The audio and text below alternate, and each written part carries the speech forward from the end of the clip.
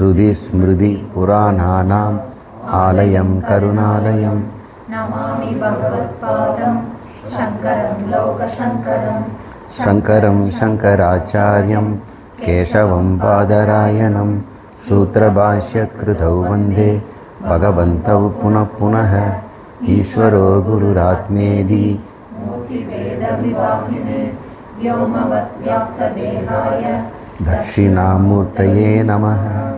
सहना भवतु सहनौ भुनक्तु सह वीर्यं करवावहै तेजस्विनाधीतमस्तु मा विद्विषावहै। ॐ शान्ति शान्ति शान्तिः। पूर्णमद पूर्णमिदं पूर्णात् पूर्णमुदच्यते पूर्णस्य पूर्णमादाय पूर्णमेवावशिष्यते। ॐ शान्ति शान्ति शान्तिः। ஒன்பதாவது மந்திரத்தில் நாம் சுகம் துக்கம் ஸ்வர்க்கம் நரகம் பந்தம் அப்புறம் முக்தி இந்த சொற்களெல்லாம் எப்படி ஒரு வரையறை தந்ததுன்னு பார்த்தோம். இப்போ நாம் இன்றைக்கி நிறைவாக இந்த 10வது மந்திரத்தில் நாம் என்ன தெரிஞ்சுக்க போகிறோம்?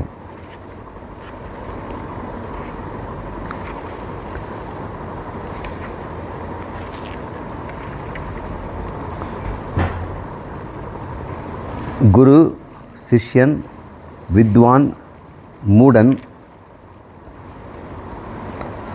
ஆசுர தபஸ் செய்பவன் சத்துவ தபஸ் செய்பவன் கொள்ளத்தக்கது எது தள்ளத்தக்கது எது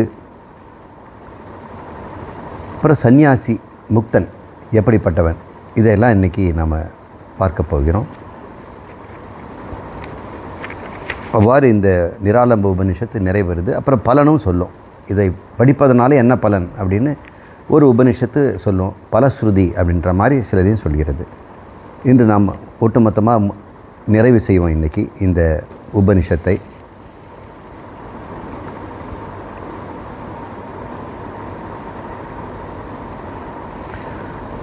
சர்வசரீரஸ்த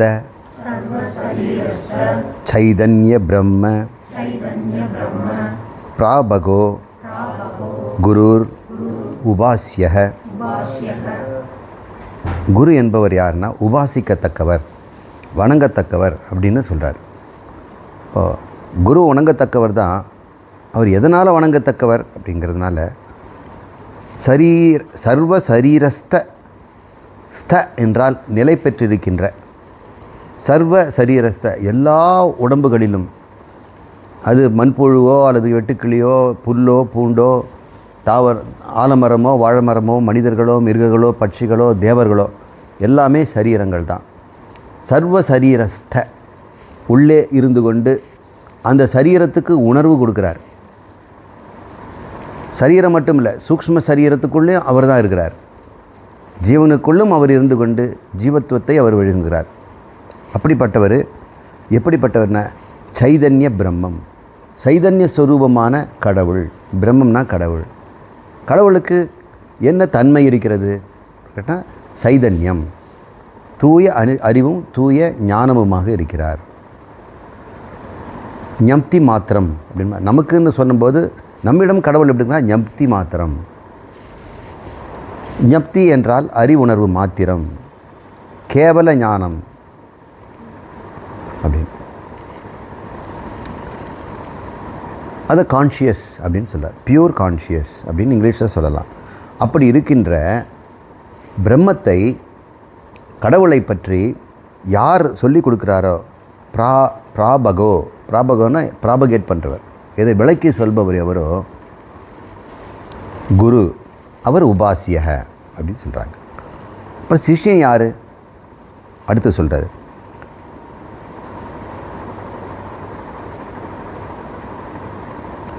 வித்யாத்வஸ்த பிரபஞ்ச அவகாஹித ஞானாவசிஷ்டம் பிரம்மைவ சிஷ்யக. எவன் ஒருவன் இந்த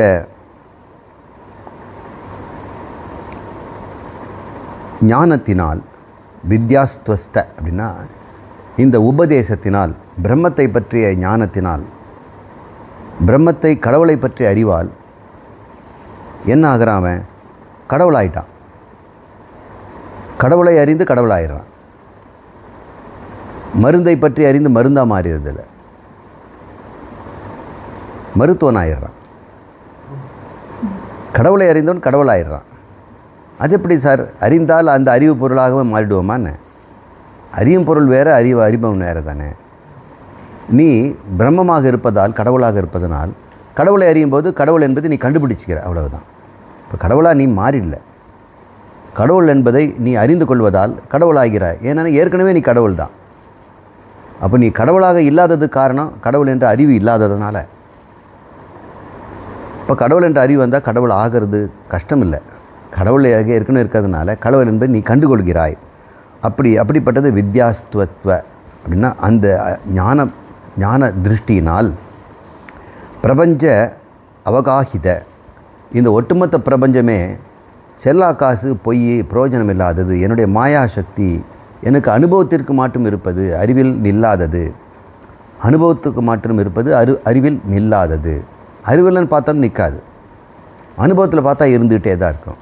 ஆகாயத்தை பார்த்தா நில நிறம் அனுபவிக்கலாம். ஆனால் அறிவில் ஆகாயத்தை எது நிறம்? The blueness of the sky is seated by our sense organs. நமக்கு சென்ஸ் ஆர்கன் தான் அப்படி காட்டுது.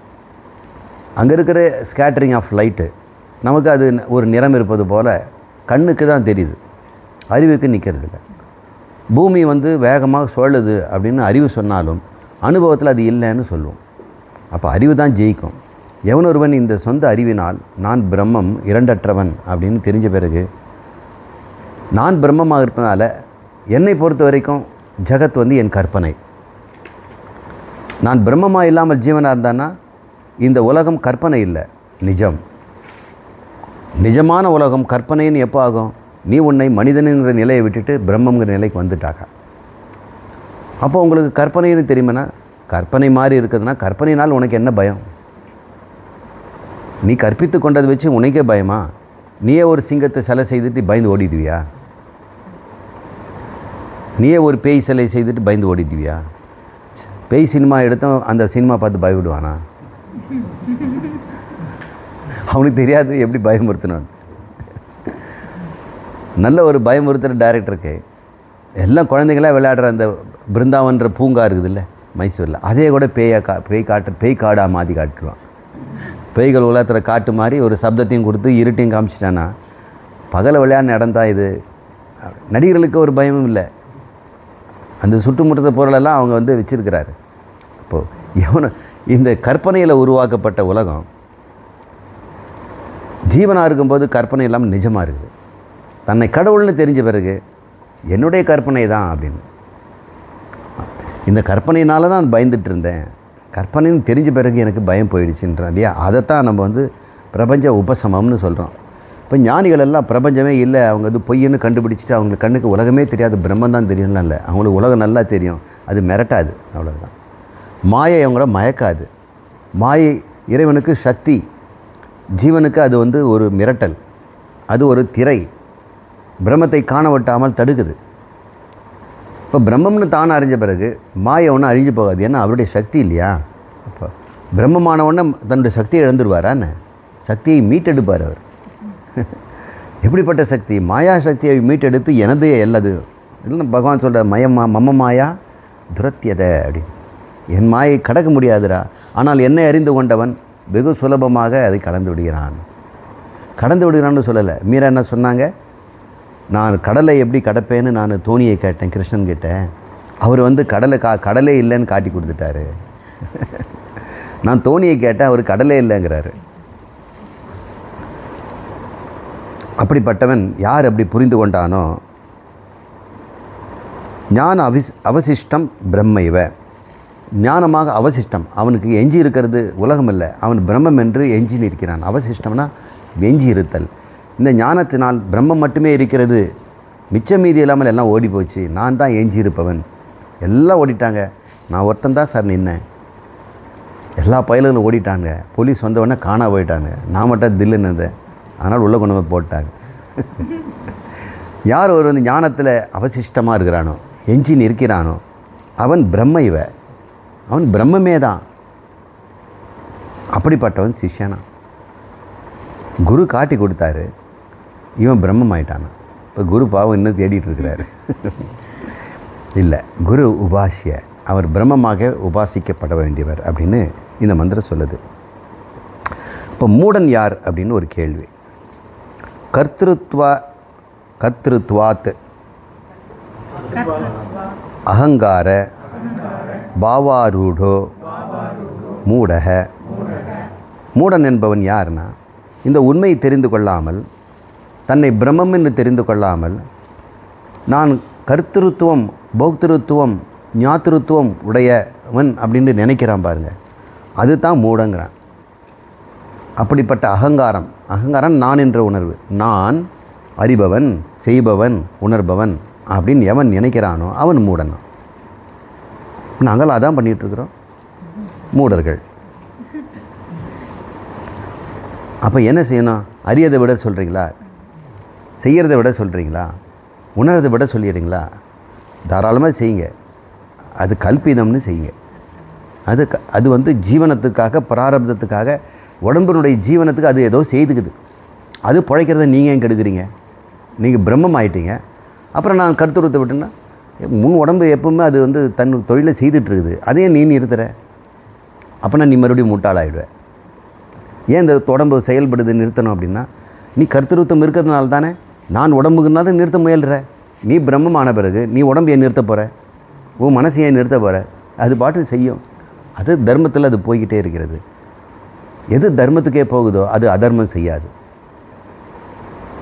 எப்போ அதர்மம் வரும்? நானுங்கிற எண்ணம் வரும்பொழுது தான் அதர்மங்கிறது முளைக்கும்.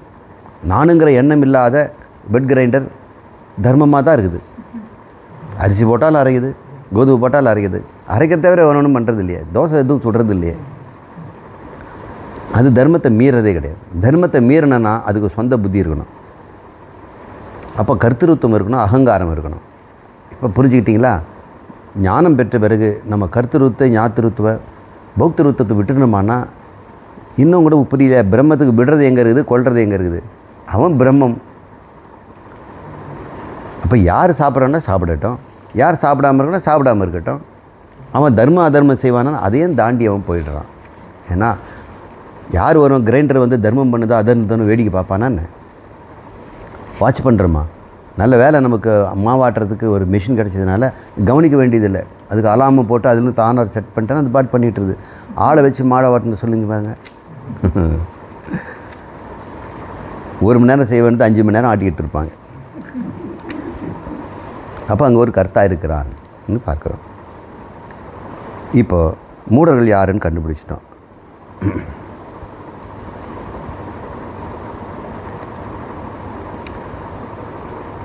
வித்வான் யார்? மூடனை பற்றி சொல்லிட்டீங்க. அப்போ யார் வித்வான்? கர்த்திருத்துவாதி அகங்கார பாவாரூட மூடன் சொல்லிட்டீங்க. அந்த பாவனையோடு வாழ்பவன் மூடங்க. வித்வான் யாருங்க? சர்வாந்தரக ஸ்த சம்வித் ரூப வித்வான். மறுபடியும் சொல்லுங்கள். சர்வாந்தரக ஸ்த சம்பித் ரூபவித் வித்வான். சர்வாந்தரன்னா எல்லாவற்றிற்குள்ளும். ஆந்தரம்னா இடைவெளி, உள்ளேன்னு கூட அர்த்தம்.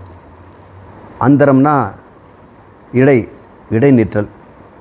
அவன் அந்தரத்தில் விட்டுட்டான் அப்படின்னு சொல்கிறான். கீழும் இல்லை மேலும் இல்லைன்னா அந்தரங்கிறோம். ஆந்தர அப்படின்னா இடையில் அர்த்தம், இடைவெளின்னு அர்த்தம், உள்புறம்னு அர்த்தம். அந்தர சர்வாந்தர எல்லாவற்றிற்குள்ளும் அப்படின்னு அர்த்தம். முதல்ல வந்து சர்வ சரீரம்னு சொன்னார். இங்கே சர்வ ஆந்தரம் எல்லாவற்றிற்குள்ளும் அப்படின்னு அர்த்தம்.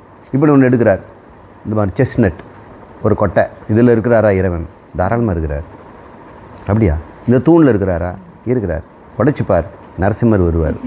அமைதியாக. அதனால் செஸ்னஸ் உடைச்சாலும், தூணை உடைச்சாலும் வந்துடுவார். பாக்கு உடைச்சாலும் வந்துடுவார். அப்போ என் பாட்டி பாக்கு உடைச்சிட்டு இருக்குதே, உடைச்ச தூள்லே இருப்பார். அவர் யாரும் உடைக்க முடியாது. எல்லாவற்றிலும் இருக்கிறார். உனக்குள்ளே இருக்கிறாரா? உனக்குள்ளும் இருக்கிறார். எந்த இடத்துல இருக்கிறார்? எல்லாவற்றிலும் சொன்ன பிறகு எந்த இடத்துல இப்படி கேட்க முடியும்? இந்த உடம்பில் எல்லாவற்றிலும் இருக்கிறான்னு சொல்லியாச்சு. இங்கே எங்கே இருக்கிறார் அப்படின்னு கேட்டோம்னா எல்லாவற்றிலும் இருக்கிறார். தலைமுடியில் இருக்கிறார், நகத்தில். அங்கே இருக்கிறவர் இங்கெங்கே போனார்? அவர் எல்லாவற்றிலும் இருக்கிறாருப்பா, அவங்க போக வேண்டியது வர வேண்டியது இல்லை இப்படின்னு புரிஞ்சுக்கணும். அப்படிப்பட்ட அறிவு சர்வாந்தரக ஸ்த எப்படிப்பட்டவா இருக்கிறார்? அவர் எல்லாவற்றிலும் இருக்கிறாரு. நான் பார்க்குறேன், ஆலை விதைக்குள்ளே அவர் இருக்கிறாருங்கிறீங்க, வேப்ப மர விதைக்குள்ளே இருக்கிறாருங்க, பாக்கு கொட்டையில் இருக்கிறாருங்க, தூணில் இருக்கிறாருங்க, கல்லில் இருக்கிறாருங்க, மாட்டு சாணத்தில் இருக்கிறாரு, மனித சாணத்திலும் இருக்கிறாருங்க, மனிதனுக்குள்ளும் இருக்கிறார், மனித உடம்பிலும் இருக்கிறாருங்கிறீங்களே. அவர் எந்த வடிவத்தில் இருக்கிறார்? இத்தனை வடிவத்தை நீங்கள் சொல்லிட்டீங்க. அவருக்கு ஒரு வடிவம் இருக்கணும் இல்லை? அப்புறம் ஒரு வடிவம் வரதான் என்ன ஆகும்? குட்டி குட்டி குட்டியாக எல்லாத்துக்குள்ளே இருக்கணும். அவர் ஒரு வடிவம் இருந்து வைங்க, பாக்குக்குள்ளே இருக்கணும். அணுக்குள்ளே இருக்கிறாருன்னா அணு விட சின்னதாக ஒரு குட்டி ஒரு உருவம் கொடுப்பீங்க. அப்போ அதுக்கு உருவத்தை நம்ம என்ன செய்யறது? அவர் ஒரு ஏதோ ஒரு தன்மை இருக்கணும் இல்லையா? அதை ஒருவன் அறிகிறான், அவன் தான் வித்வானான். அவன் எப்படிப்பட்ட அறிஞ்சிறான்? சம்வித் ரூப வித்து. சம்வித்துன்னு பேர். இது சைதன்யத்துக்கு இன்னொரு பேர் சம்வித். சங்கரர் நிறைய இடத்துல சம்வித்துன்னு தான் சொல்வார். இந்த உபநிஷத்தில் அவர் சைதன்யம்னு சொல்லாமல் சம்வித்துங்கிற வார்த்தையை இது பயன்படுத்துது. சங்கரர் இதெல்லாம் ஆழ்ந்து உண்டு கவனிச்சிருக்கிறார், தக்க இடத்துல அதை பயன்படுத்துகிறார்.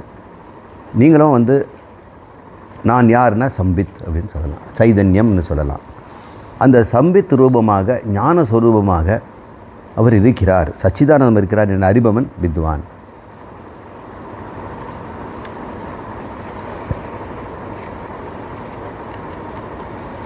அடுத்தது பிரம்ம விஷ்ணு ஈசான இந்திராதீனாம் ஐஸ்வர்ய காமனயா நிரச்சன ஜப அக்னிஹோத்ராதிஷு அந்தராத்மானம் சந்தாபயதி சாத் யுகராகத்வேஷ விஹிம்சா தம்பாத்ய அபேக்ஷிதம் தபஹ ஆசுரம். ஒரு நீண்ட ஒரு சென்டென்ஸ் சொல்கிறார்.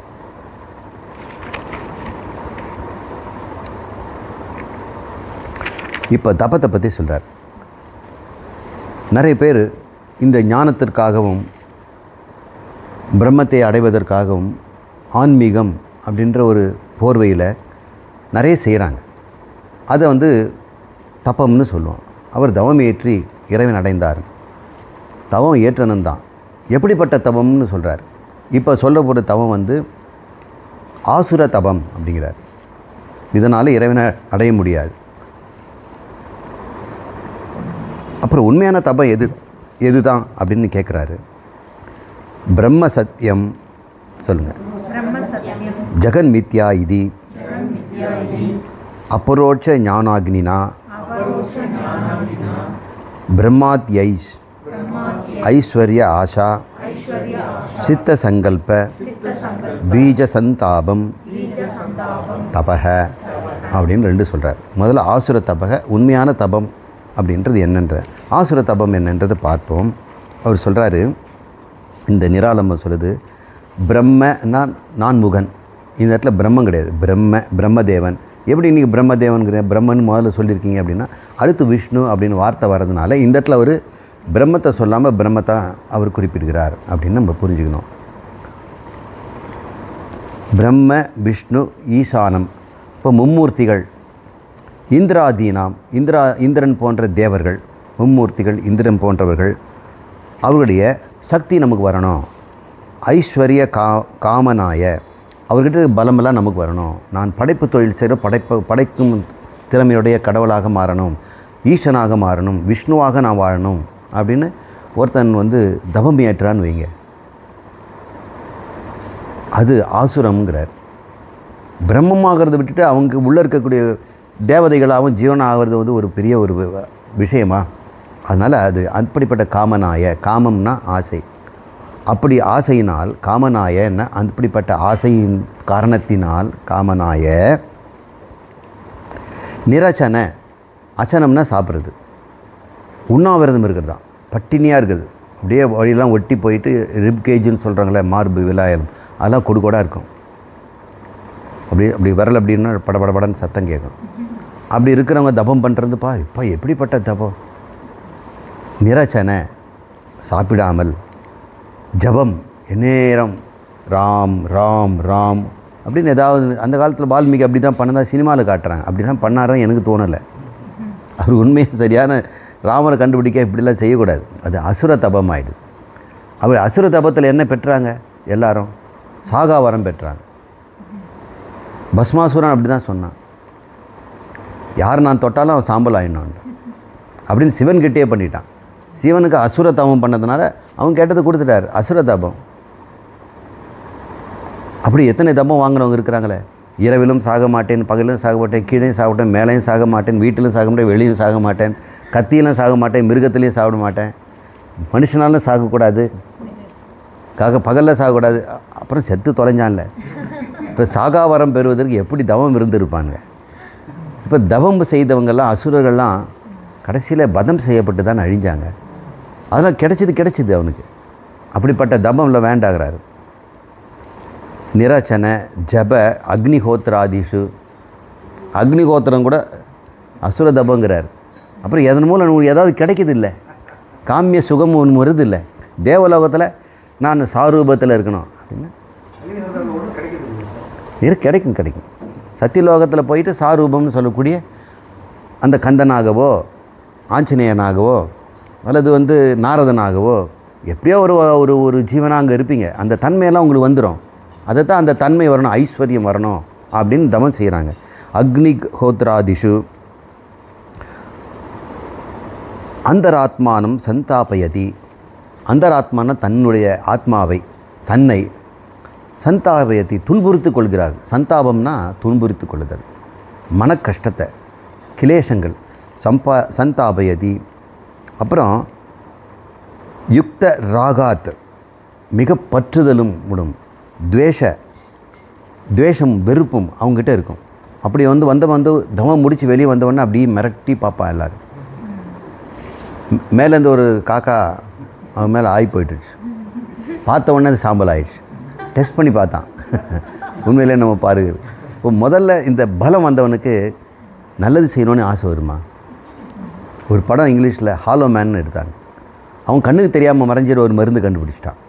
இன்ஜெக்ஷன் போட்ட உடனே கொஞ்சம் கொஞ்சமாக தோல் மறையும், அப்புறம் ஸ்கின்னுக்கு இருக்கிற டிஷ்யூஸ் மறையும், எலும்பு மறையும், அப்படியே கண்ணாடி மாதிரி ஆகி மறைஞ்சிடுவான். அவன் ரொம்ப நல்லவன். ஆனால் அது முடிஞ்ச உடனே நம்ம யார் கண்ணுங்க தெரியலவுடனே தீங்குக்கு தான் அதை பயன்படுத்துகிறான். என்னென்ன அவனுக்கு சுகம் கிடைக்குமோ அதெல்லாம் மறைந்து செய்வதற்கு வேண்டியான சக்தி அவன் பெற்றுறான். அப்போ இந்த மாதிரி ஆற்றல்கள் எப்பொழுதுமே துஷ்டத்துக்கு தான் போகுது. அதனால் அது ஆசுரம்ங்கிறார். சந்தாபயம்,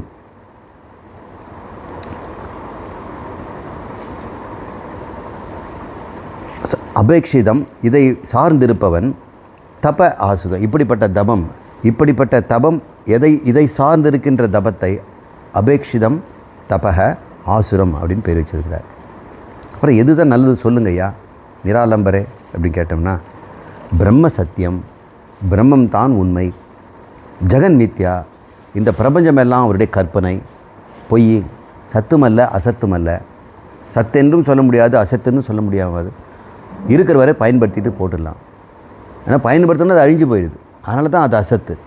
பயன்படுத்துக்கு இருக்கிறதுனால அது சத்து. ஒரு திராட்சை எடுத்து சாப்பிட்றோம், சத்து. வாயில் போட்டோம், அனுபவிச்சுட்டு முடிஞ்சு போச்சு. அந்த இனிப்பு அப்பயே மறைஞ்சு போச்சு. இப்போ திராட்சையும் காணும், இனிப்பையும் காணும்.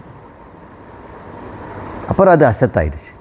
ஆனால் இருக்குது, இருப்பதும் இல்லாததுமாக, தோன்றி மறைவதுமாக, அது உணர்வுக்கு மட்டுமே இருப்பதாக நிலைத்து நிற்குதா அப்படின்னு பார்த்தோம்னா, எது ஞானமோ அது நிலைத்து நிற்கும். அது அபாதிதம் ஞானம் சொல்கிறாங்க. அது மறுக்க முடியாதது. அப்புறம் அசந்திக்தம், அதுக்கு சந்தேகமே கிடையாது. எப்போ உனக்கு அறிவு அசந்திக்தமாகவும் அபாதிதமாக இருக்குதோ அது ஞானம்னு சொல்கிறோம். இந்த உணர்வு பாதிதம், சந்திக்தம். எந்த உணர்வாக நீங்கள் சொல்லுங்கள், அழியாமல் இருந்திருக்குதா? ஒரு உணர்வு சொல்லுங்கள். கோபங்கிற உணர்வு அழியாமல் போச்சா? அழிஞ்சு போச்சு. சுகம்னு சொன்னீங்களே, அது எவ்வளோ நேரம் இருந்தது? கொஞ்ச நேரம் இருந்தது.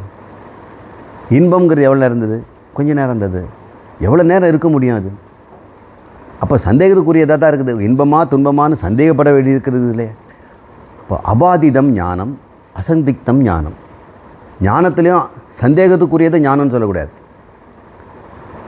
அசந்திக்தம் அபாதிதம் ஞானத்துக்கு உண்டான ஒரு வரையறை அப்படின்னு சங்கரர் சொல்லியிருக்கிறார். நீ நினச்சிப்பார், இந்த உலகம் சத்தியமா அல்லது பிரம்மம் சத்தியமா? உனக்கு கொடுக்கணும் ஆல்டர்னேட். இதை படைத்த கடவுள் அவர் சத்தியமா, அவர் படைக்கப்பட்ட உலகம் சத்தியமா அப்படின்னு. சார் அவர் தான் சத்தியமாக இருக்குது சார். அப்போ இது என்ன சொல்ல போகிற? இதுவும் சத்தியம் சார். போ தொலைஞ்ச. 2 சத்தியத்தை வச்சுட்டு என்ன பண்ணுவேன்? நீ உலகத்தைனா நீ கடவுளான்னு கேட்குறாரு. நான் எப்படி சார் கடவுளாக இருக்க முடியும்? உலகத்தில் ஒரு பொருள் தானே. அப்போ நீ உலகமாக தான் கிடக்கணும். இன்னொரு சத்தியமாக நீ மாற முடியாது. சத்தியம்னா எப்படி மாறும்?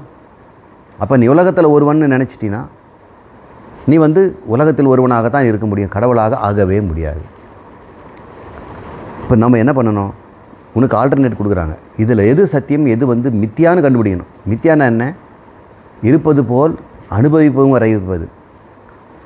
தற்காலே சத்தியவத் பவதி. அந்த நேரத்துக்கு அது சத்தியம் போல் இருக்கும், அடுத்த நிமிஷமே அது இருக்காது.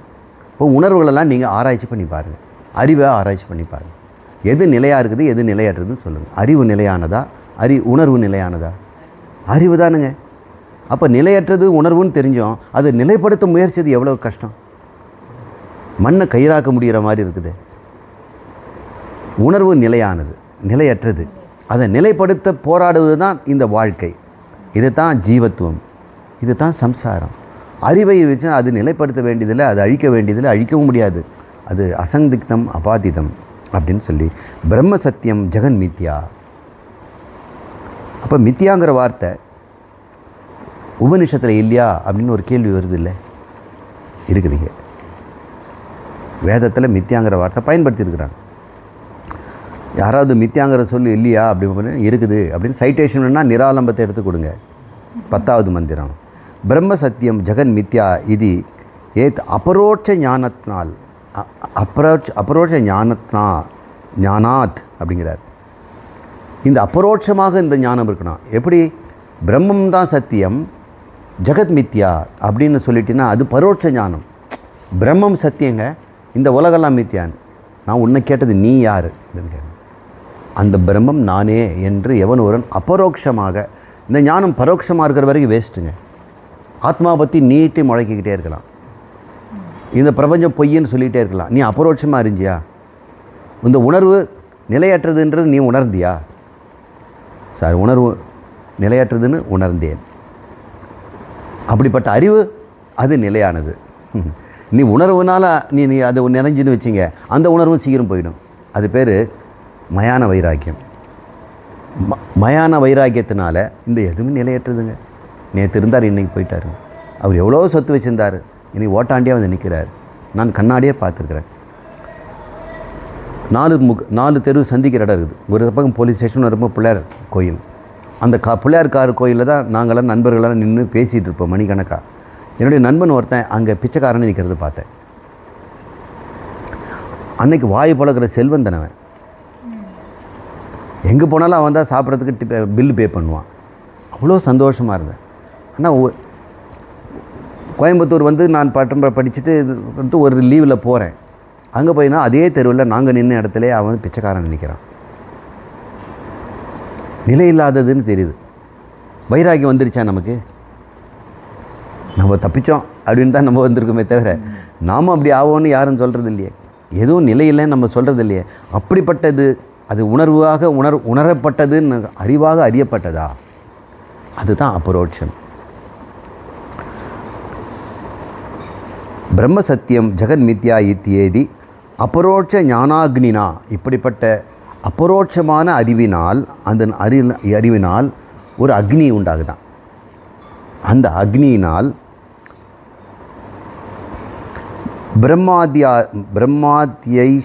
ஐஸ்வர்ய, அந்த முதல்ல சொன்னார் பிரம்மா விஷ்ணு இந்திராதி ஐஸ்வர்யங்கள், அவனுடைய பலம் நமக்கு வரணும் அப்படின்ற ஆஷா. பிரம்மாதி ஐஸ்வர்ய ஆஷா, பிரம்மாதி ஐஸ்வர்ய ஆஷா அப்படின்னு பிரிச்சுக்கணும். பிரம்மா முதலிய தேவர்களுடைய ஐஸ்வர்யங்களை நான் பெறுவேன் என்று இந்த கடுந்தவம் செய்வரியே, அந்த சித்த சங்கல்பம் அப்பாற்பட்ட முடிவினை இந்த ஞானாக்னினா பீஜ சந்தாபம், அந்த விதையோடு அழிச்சிடணும். அங்கே மனசந்தாபம், இங்கே பீஜ சந்தாபம். இந்த ஆசையை வேரோடு அழிக்கிற, சந்தாபம்னா அழிச்சு எரித்து விடுதல், அது பேர் தபங்கிறார். முதல்ல செய்தது இந்த ஐஸ்வர்யங்களை வேணும்னு சொல்கிறது, அதுக்குப்பட்ட சந்தாபம், உடம்பு ஆத்மான சந்தாபம், அந்தராத்மானம் சந்தாபம் அப்படின்னு சொன்னார். இங்கே இந்த ஆசையை அழிக்கணுங்கிறார், அது தபம்னு சொல்கிறார். அடுத்து பரமபதம் அப்படிங்கிறது இது சொல்லுது.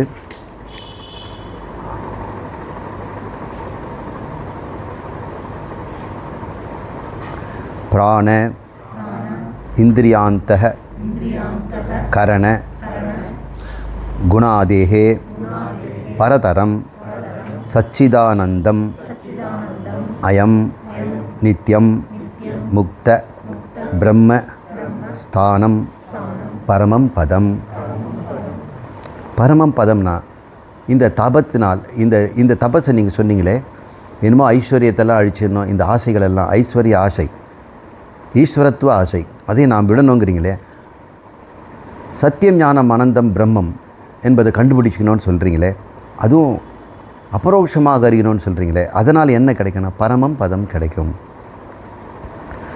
பிராணன் இந்திரியம் அந்தக்கரண குணாதேகே, பிராண இந்திரிய அந்தக்கரண குணாதேகே அப்படின்னா, பிராணன் அதுக்கு ஒரு குணம் இருக்கிறது, இந்திரியங்களுக்கு ஒரு குணம் இருக்குது, சத்துவம் ரஜஸ் தமசு. அந்தக்கரணம் அதுக்கும் 3 குணங்கள் இருக்குது.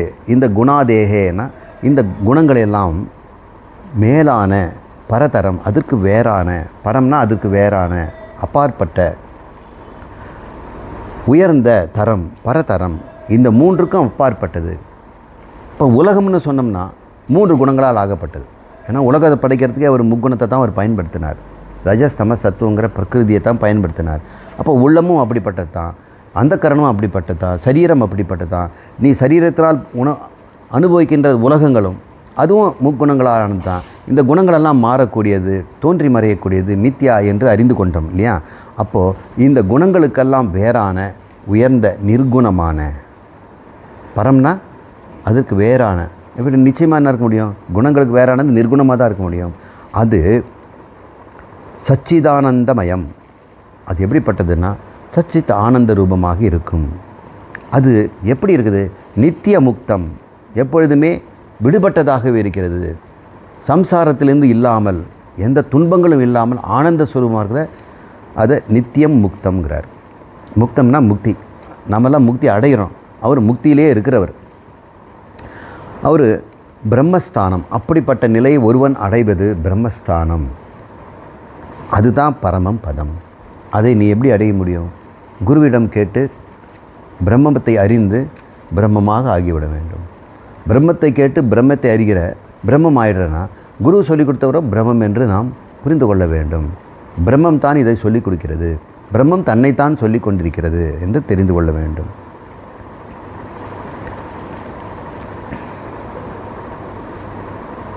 அப்புறம் கொள்ளத்தக்கது எது, தள்ளத்தக்கது எது? சரிங்க சாமி, எதைத்தான் நான் செய்ய சொல்கிறீங்க, எதை விட சொல்கிறீங்க அப்படின்னு சொல்கிறார். கேள்வி வருது இல்லையா? சொல்கிற கேளு அப்படின்னு சாதனமும் சொல்லுகிறது. தேச கால வஸ்து பரிச்சேத ராகித்ய சின்மாத்திர ஸ்வரூபம் கிராக்கியம். கிராக்கியம்னா கொள்ளத்தக்கது, பெறத்தக்கது. அதுதான் ரொம்ப கிராக்கி பண்ணுறாதீங்க அப்படின்னு, நான் பிடிச்சி வச்சுக்காதீங்க, கொஞ்சம் கொடுங்க அப்படின்னு அர்த்தம். பிடித்து வைத்து கொள்ளுதல், அது பேர் கிராக்கியம். கையில் பிடிக்கிறது கூட கிராக்கியம்.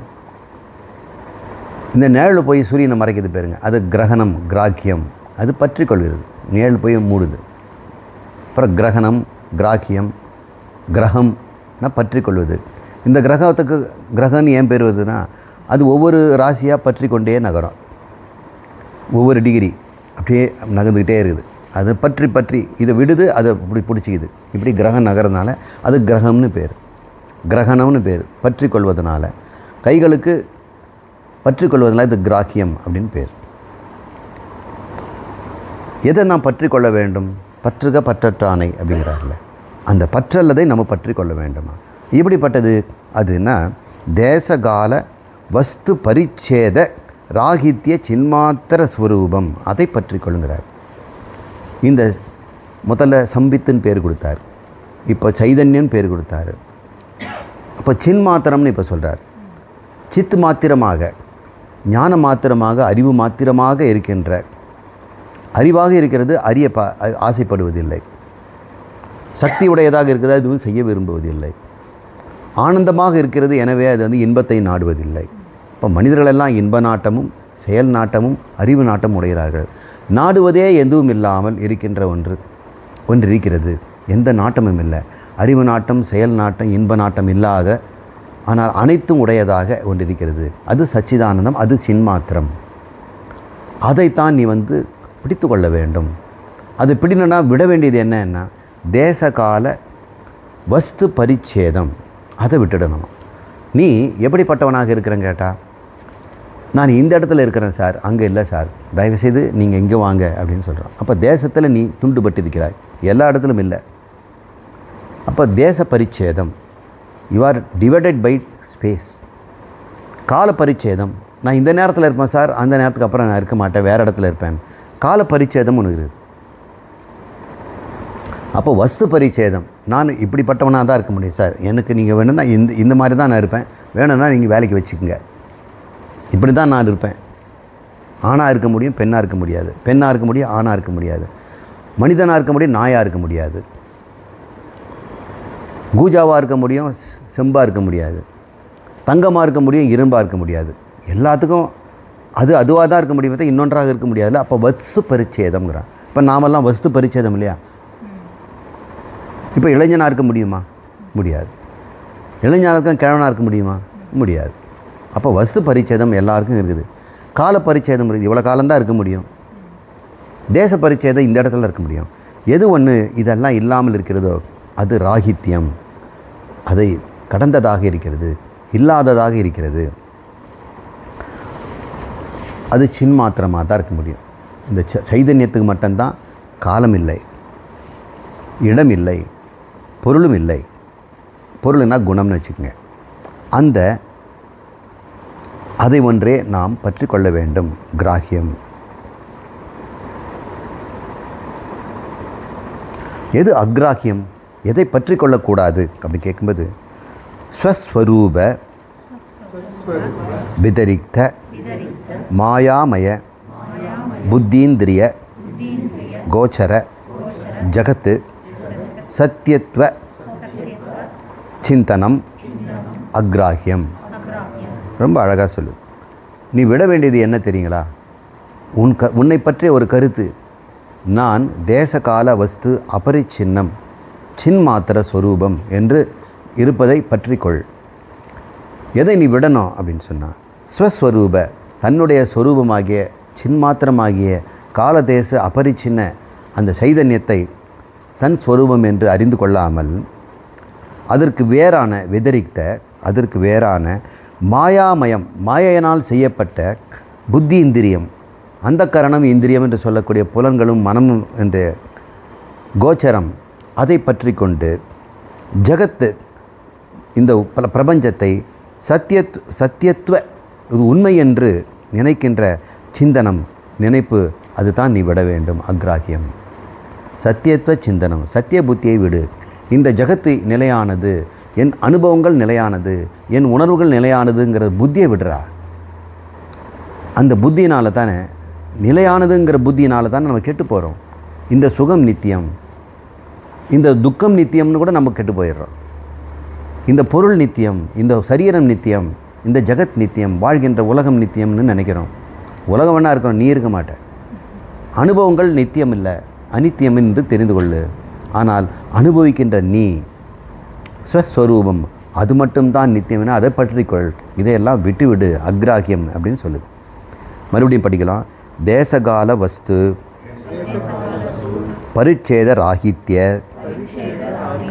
சின்மாத்திர ஸ்வரூபம் கிராஹ்யம் ஸ்வஸ்வரூப व्यतिरिक्त मायामय बुद्धीन्द्रिय गोचर जगत सत्यवत चिंतनम अग्राह्यम இந்த மாயாமய புத்தினால பற்றக்கூடிய இந்த ஜகத்து மாயாமயமானது, அதனால் உண்டாக்கப்பட்ட புத்தி, அதனால் நீ பற்றி கொள்கின்ற இந்த ஜகத் எல்லாமே பொய் என்பதை நீ தெரிந்து கொள், அதை விட்டுவிடுன்னு சொல்கிறார். தொடர்வோம்.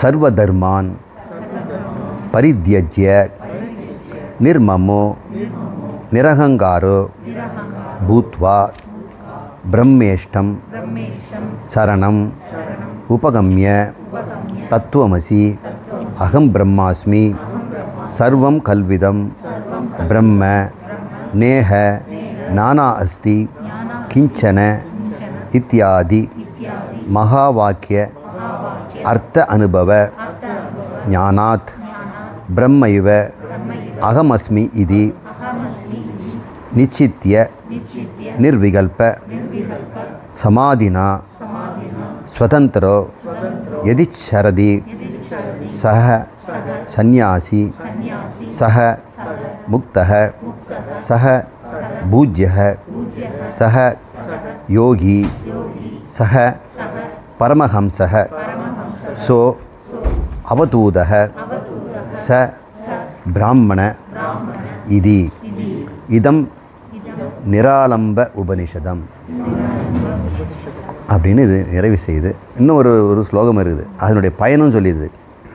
யோ அதீதே குரு அனுக்கிரகாத் சோ அக்னிபூதோ பவதி சஹ வாயுபூதோ பவதி நச புனராவர்த்ததே நசஹ புனராவர்த்ததே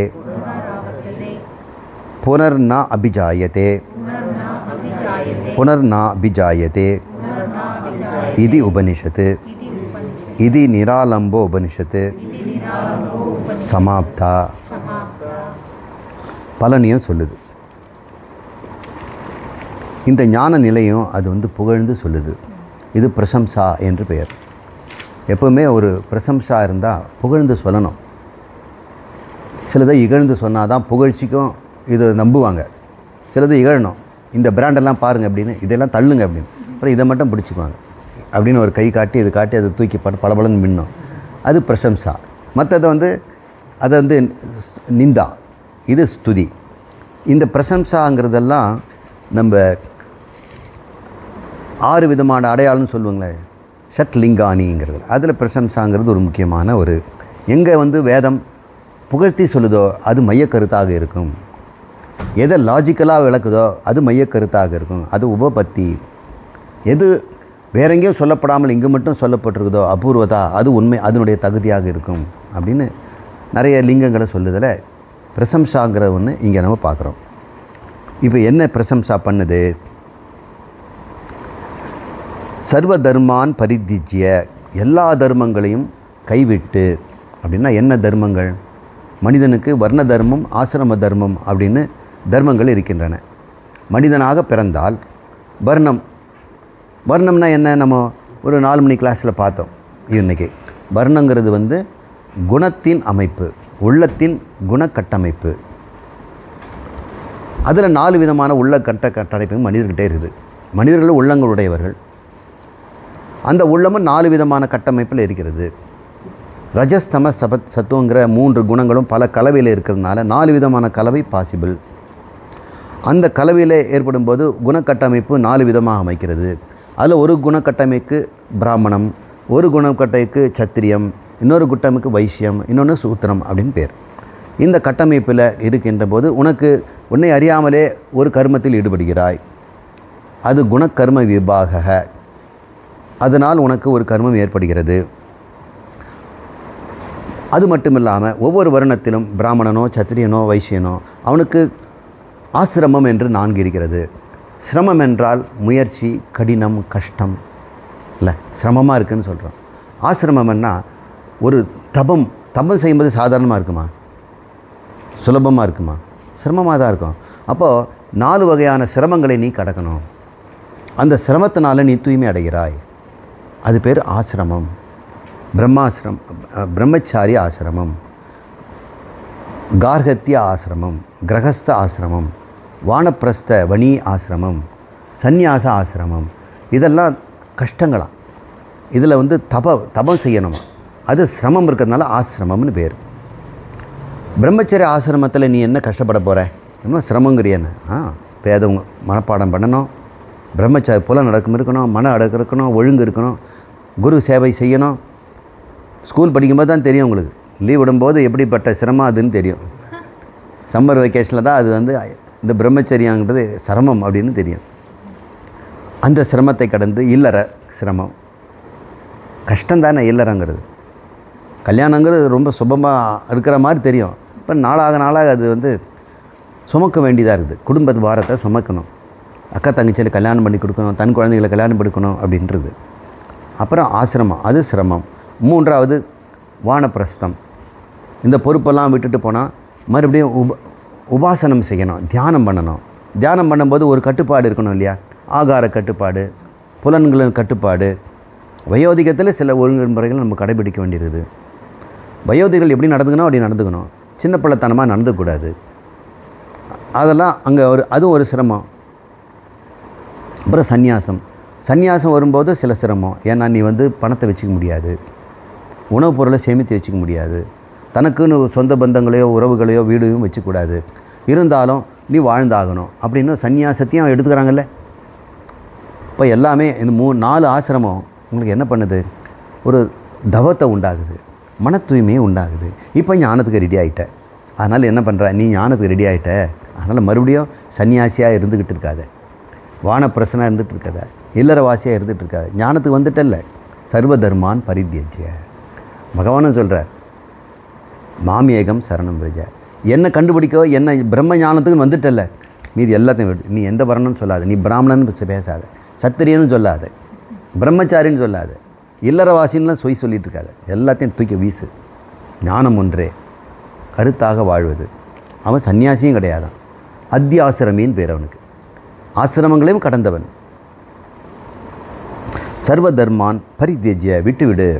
தியஜ்யம்னா விட்டுடுறது, தியாஜ்யம்னு சொல்லுவாங்க.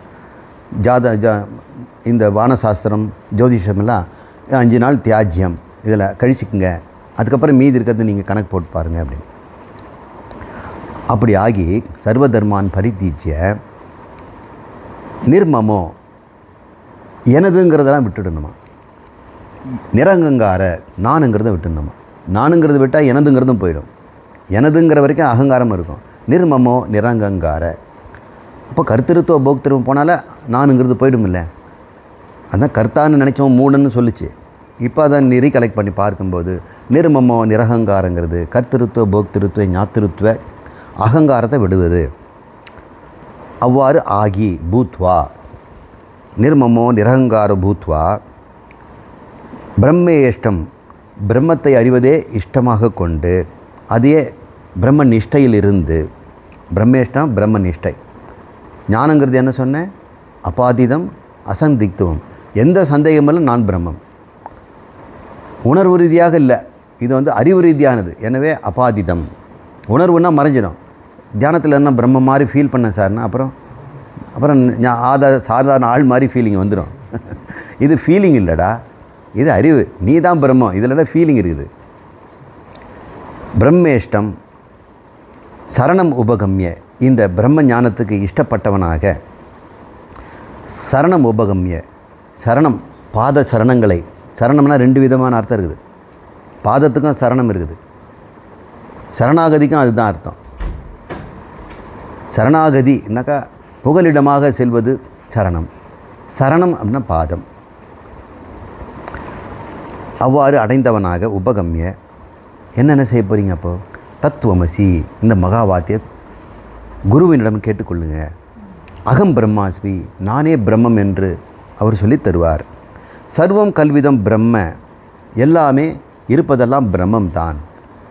கலு இதம், கலுங்கிறது சும்மா ஆச்சரியம்.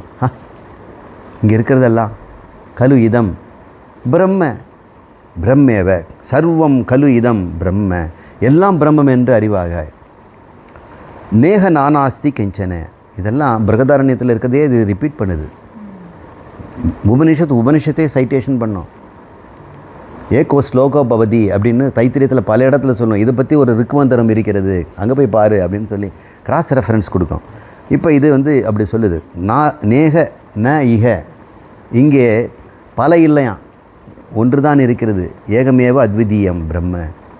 நேக நானா அஸ்தி, இங்கே நானானால் பல, அஸ்தினா இருக்குது, இல்லை.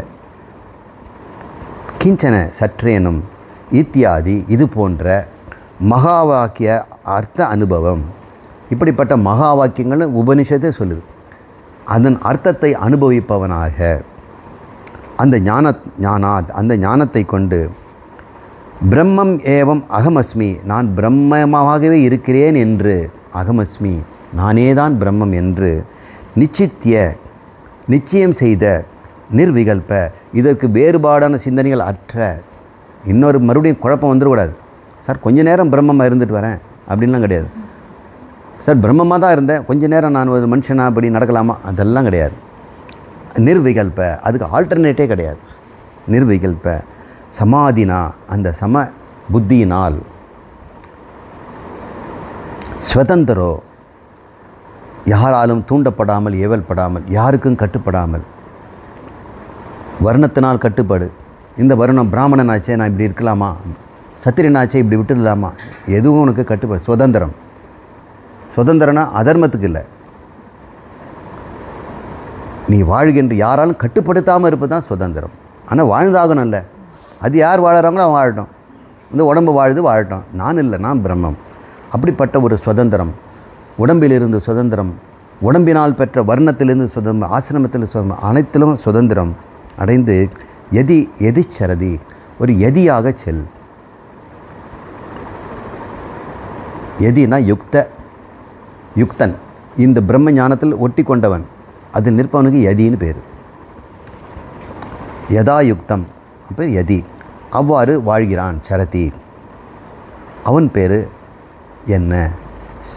சந்நியாசி, அவன் பேர் சந்நியாசி. ஆசிரம சந்நியாசி இல்லை, சொரூப சந்நியாசி.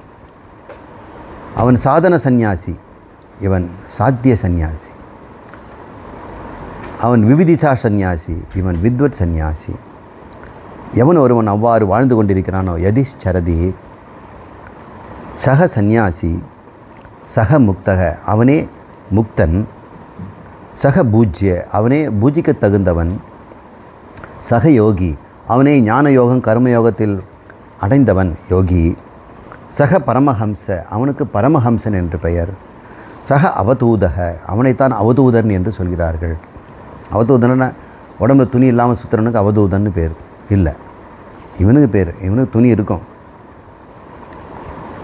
சக பிராமணக அவனுக்கு தான் பிராமணன் என்று பெயர்.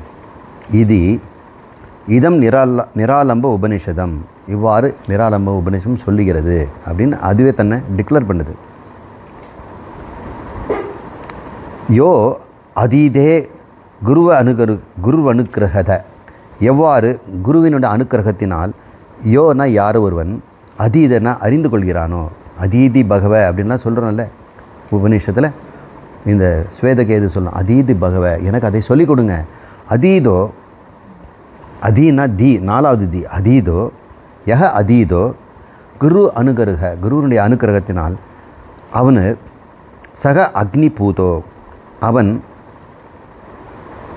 நெருப்பை போல் தூய்மை அடைகிறான். பூதோ, பூதம்னா சுத்தம், பூதம் இல்லை, பூத்தன்னா சுத்தம் செய்வது. அக்னி பூதோ அவன் நெருப்பில் தூய்மை அடைகிறான். ஸோ அக்னி பூதோ பவதி, ச வாயு பூதோ பவதி அவன் காற்றினால் தூய்மை அடைய செய்கிறான். சக ந புனராவர்த்ததே மறுபடியும் அவன் பிறப்பதில்லை. சக ந புனராவர்த்ததே, 2 தடவை ரிப்பீட் பண்ணிச்சுன்னா முடிய போகுதுன்னு அர்த்தம் உபநிஷத். நச புனராவர்த்ததே மறுபடியும் அவன் பிறப்பதில்லை. இது சத்தியம்னு 2 பேரும் சொல்கிறாங்கல்ல. புனர் ந அபிஜாயத்தே, அவன் மறுபடியும் பிறப்பதில்லை. புனர் ஆவர்த்ததனே திரும்பி போகிறது, வாழும்போதே மறுபடியும் பழைய வாழ்க்கைக்கு ஓடிடுவான். அவன் இந்த 2 முறை சொல்கிறதுக்கு அர்த்தத்தை மாற்றி சொல்லணும். புனர் ந அபிஜாயத்தேன மறுபடியும் உடல் எடுப்பதில்லை, ந புனர் அபிஜாயத்தேன மறுபடியும் புனர் எடுப்பது, ந புனர் ஆவர்த்ததேனா மீண்டும் பழைய நிலைக்கு அவன் திரும்புவதில்லை, சம்சாரத்துக்கு வருவதில்லை. இது உபனிஷத்து, இது நிராலம்ப உபனிஷத்து சமாப்த என்று நிறைவு செய்கிறது. நாம் இவ்வாறு இந்த நிராலம்பத்தை நிறைவு செய்வோம். அடுத்து கேள்வி பகுதியில் பதிவு செய்வோம்.